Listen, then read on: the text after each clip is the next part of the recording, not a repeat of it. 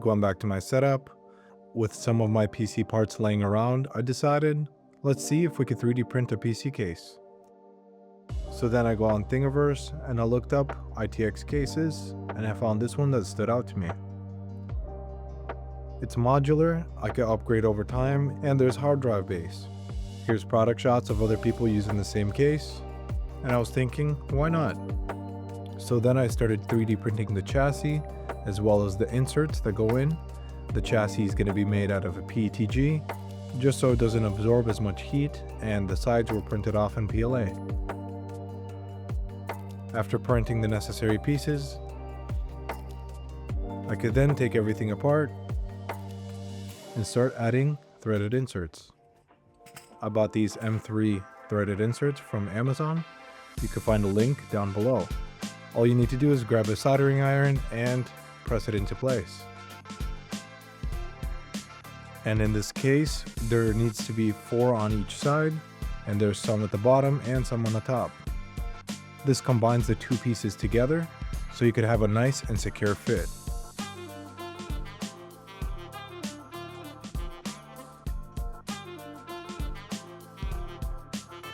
Here I'm using an Allen wrench and I'm pushing down the threaded insert while it's still hot. This prevents it from coming back up, and so it's nice and flat so the case can close. Now I'm just test fitting all the pieces just to make sure it still works. And now we're going to install the motherboard. This case requires an ITX style motherboard, and it has these 3D printed standoffs for the threaded inserts. After putting in all 4 inserts, all you have to do is press in the soldering iron and it should melt right in.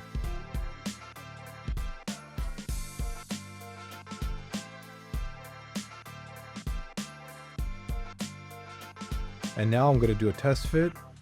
I grabbed these smaller screws that'll fit into the case. And after test fitting them, they all fit in place.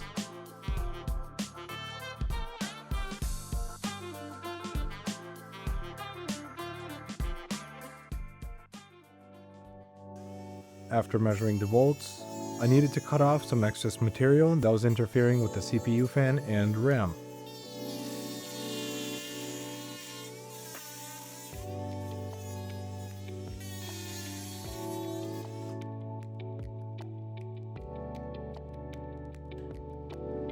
Now we get to install the CPU fan. I ordered a low profile fan so it fits in a little bit better.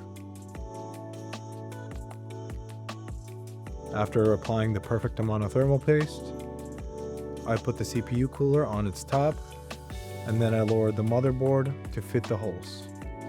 And after adding the CPU bracket in the back, I could screw that in,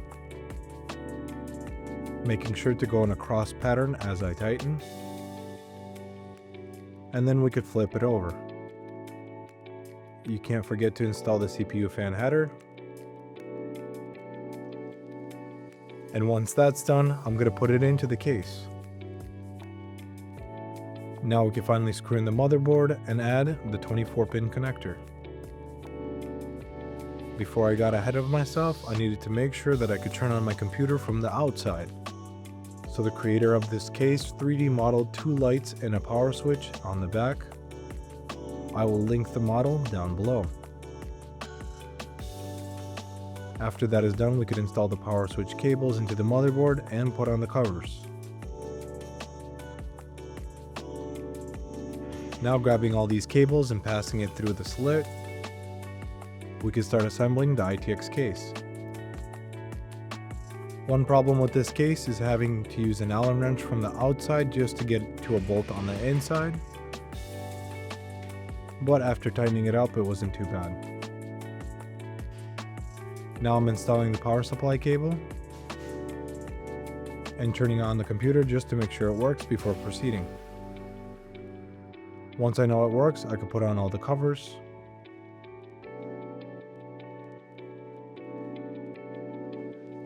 And put on the top. And then after screwing it together, I now have a 3D printed ITX server case. I enjoyed 3D printing this case as well as building this ITX Server PC. Plug in the Ethernet and power supply cable and turn it on.